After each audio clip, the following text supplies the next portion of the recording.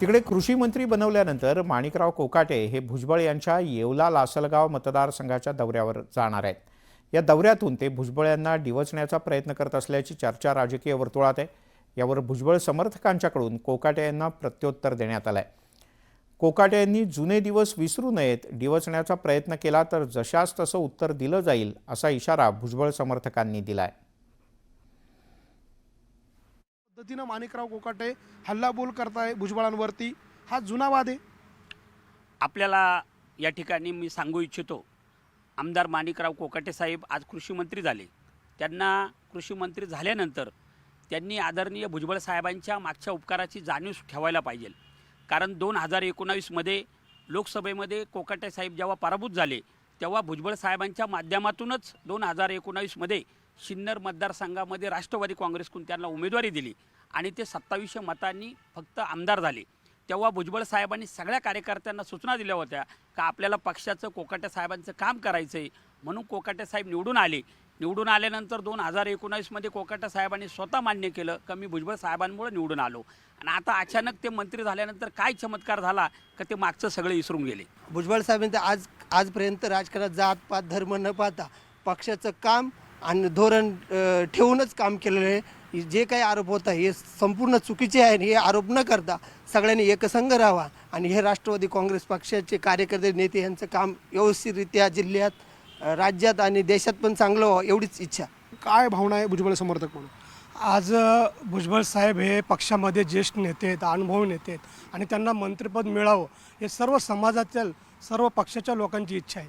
आणि आज कुठे माणिकराव कोकाटे जातीवाद करत असेल तर मी एकच सांगेल की भुजबळ साहेबांनी ह्या नाशिक जिल्ह्याला राष्ट्रवादी काँग्रेस पक्षाला मराठा समाजाचे दोन जिल्हा अध्यक्ष दिलेत, एक रवींद्र नाना पगार आणि दुसरे विष्णुपंत महेश दुने। मग जातीवाद कोण करतं हे फक्त माणिकरावांनी बघावं, म्हणजे माणिकरावांनी आपला मतदारसंघ बघावा। आज ते मंत्री झालेत पण याच्या आधी ते आमदार म्हणूनच काम करतात, म्हणून आपल्या तालुक्याचंच फक्त मर्यादित काम बघावं त्यांनी। ज्या ठिकाणी छगन भुजबळांचे जे राजकीय विरोधक आहे ते सगळे एकत्र येत आहे आणि त्या ठिकाणी माणिकराव कोकाटे जात आहे, याकडे कसं बघताय? कोकाटे साहेबांनी कृषी मंत्री झाल्यानंतर राज्यामध्ये शेतकऱ्यांसाठी चांगलं काम करावं असे आमच्या शुभेच्छा आहेत। पण जाणून बुजून डिवचायचा जो प्रकार आहे ते कोकाटे साहेब का करतात, त्यांनी मागची काहीतरी आठवण ठेवावी का आपण ज्या व्यक्तीमुळं राष्ट्रवादी काँग्रेसमध्ये 5 वर्षापूर्वी आलो त्याच माणसाला डिवचून त्रास देऊन काय साध्य करणार आहे याची मलासुद्धा आमच्या कार्यकर्त्यांना अशी एक आत्मपरीक्षण करण्याची वेळ आली आहे। व्हिडिओ जर्नलिस्ट हेमंत बागुलसह लक्ष्मण घाटोळ, न्यूज 18 लोकमत, नाशिक। सामाजिक न्यायमंत्री संजय शिरसाट यांनी आजपासूनच कामाला सुरुवात केली। संजय शिरसाट यांनी अचानकपणे शासकीय वसतिगृहाला भेट दिली। शिरसाट यांच्या या अचानक भेटीमुळे अधिकाऱ्यांमध्ये एकच खळबळ उडाली। वसतिगृहातील अवस्था पाहून शिरसाट प्रचंड भडकले। न्यूज 18 लोकमतच्या कॅमेऱ्यासमोर सामाजिक न्यायमंत्री संजय शिरसाट यांनी वसतिगृहातल्या विद्यार्थ्यांशी संवाद साधला। विद्यार्थ्यांनी तर अक्षरशः समस्यांचा पाढाच वाचला। जेव्हा उपायुक्त जयश्री सोनकवडे मध्ये बोलत होत्या तेव्हा शिरसाट यांनी त्यांना झापलं देखील।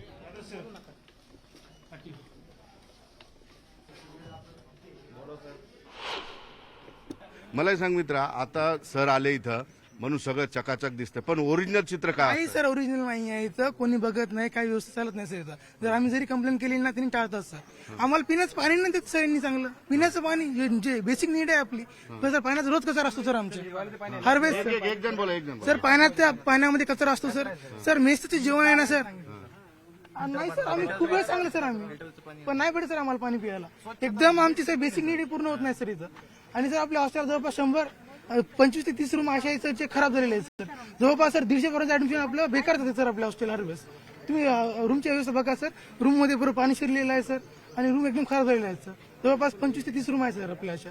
आणि सर मेसची व्यवस्था केली नाही सर आपलं। सर जेवणाला आम्हाला 5100 रुपये भेटतात सर, पण खरी ना सर त्याची क्वालिटी 2000ची पण नाही सर। बरं मला एक सांग, मी तिथं बोर्ड बघितला, नाश्त्याचे जे पदार्थ आहेत आजच्या नाश्त्यात भेटले का? सर असं नाही सर, रेग्युलर भेटत नाही म्हणून भेटतात, पण सर कधी क्वालिटी खूप खराब होऊन जाते त्याची। आपल्याला नियम कसा आहे सर, 100 ग्रामच्या वर असे भेटायला पाहिजे सर आपल्याला, पण त्याची क्वालिटी कमी होऊन जाते। कधी नाश्ता संपून जातो सर। जर आम्ही म्हणले आम्हाला नाश्ता का नाही दूध आज आलं सर, दूध बंद झालं सर। जर 2 महिने झाले, 2 नाही बाई, जवळपास 5-6 महिने व्हायला सर दूध बंद आहे सर। दूध देत नाही सर यांनी आम्हाला। एक मिनिट मॅडम, आम्ही बोलतोय एक मिनिट। मॅडम जवळपास 6 महिने व्हायला दूध बंद आहे सर। 6 महिने सर जवळपास। केळी केळी भेटते सर आम्हाला रेग्युलर. नॉनव्हेज भेटतं? नॉनव्हेज मध्ये सर आम्हाला जेवढं भेटायला पाहिजे 250 ग्राम तेवढं भेटत नाही सर आम्हाला. त्यांनी 5-6 पीसेस टाकतात आणि बस झाला म्हणतो सर. आणि सर चिकनची जी क्वालिटी असते ना सर, ती असते ना फ्रीज चिकन असते सर. मी हॉटेलमध्ये काम केलेलं आहे, मला समजतं सर. जी चिकनची क्वालिटी असते ना सर, एकदम थर्ड क्लास आहे सर. तुम्ही जर बाहेर जाऊन खाल्ली ना सर, तुम्हाला एकदम वाईट पीसेस भेटेल सर. पण इथे खाल्ले ना तुम्ही एकदम लाऊड पीस असतं सर. ते खाऊन मतलब नाही सर. आज सगळंच बदललेलं दिसतंय तुम्हाला? आज सर आल्यामुळे बदललं ना, नसता व्यवस्था होऊ शकत नाही सर अशी. एकदम चकाचक नवटंकी. चकाचक पण नाही सर, अशी तुम्ही बघू शकत नाही सर, अशी व्यवस्था आहे. दादा, मी पोरांशी बोललेलो या ठिकाणी की नाश्त्याचे पदार्थ पोह्याच्या पलीकडे भेटत नाहीत. एवढं बजेट सरकार आपण देतो यांना एका जेवणाच्या मध्ये. नाही, मुळात काय माहिती का, इथलचे ठेकेदार असतील किंवा अधिकारी असतील, यांच्या संगतमताशिवाय होऊ शकत नाही. आता हा पोरग सांगतोय की एवढं ग्राम चिकन पाहिजे, शेप एवढा पाहिजे, दूध तर बंदच आहे.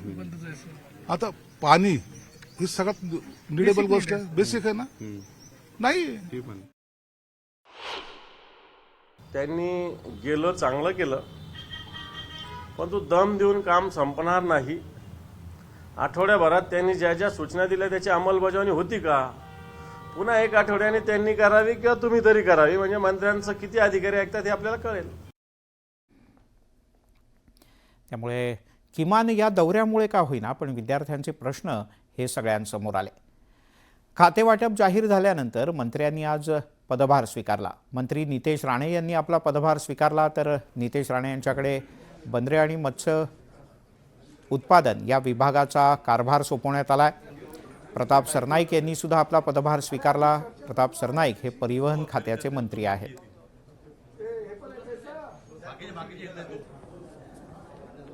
अपेक्षा आहेत, माझी एक काम करण्याची पद्धत आहे, त्याचा एक एकंदरीत ट्रेलर म्हणा मी त्यांना दाखवलेला आहे. त्यांना काही गोष्टी मला जे अपेक्षित आहेत त्याही गोष्टी त्यांना सांगितलेल्या आहेत, जेणेकरून हे खातं चालण्यापेक्षा पडलं पाहिजे. दोन्ही खातं लोकांच्या फार अपेक्षा या खात्याकडे आहेत आणि आज मी मंत्री झाल्यामुळे अजून अपेक्षा वाढलेल्या आहेत, ज्याची जाणीव मला आजूबाजूच्या लोकांकडून होते. एका बाजूला विकास ते दुसऱ्या बाजूला सुरक्षा, ह्या 2 विषय माझ्या अजेंड्यावर आहेत. बीडच्या मस्साजोगमधील सरपंच संतोष देशमुख हत्या प्रकरणी SIT स्थापन करून आरोपींना लवकरात लवकर अटक करावी अशी मागणी आमदार सुरेश धस यांनी केली आहे. तर अराजकता परळीत जाऊन पहा, काय अवस्था आहे ते कळेल असंही त्यांनी म्हटलं आहे. राज्याच्या मुख्यमंत्र्यांनी किंवा अजित पवार यांनीच बीड जिल्ह्याचं पालकत्व स्वीकारावं अशी मागणीही त्यांनी केली आहे. असं आहे की लवकरात लवकर यांना अटक करावी आणि पोलीस 100% अटक करतील. यासाठी आज गठीत होईल. त्याच्यामुळे हे लवकरात लवकर आत गेले पाहिजेत बिनभाड्याच्या खोलीमध्ये. माझं मत असं आहे की राज्याच्या मुख्यमंत्र्यांनीच पालकत्व स्वीकारावं किंवा अजितदादा जरी या जिल्ह्याचे पालकमंत्री झाले तरी माझं काही मत नाही. परंतु मला वाटतं हे दोघंही होतील असं मला वाटत नाही.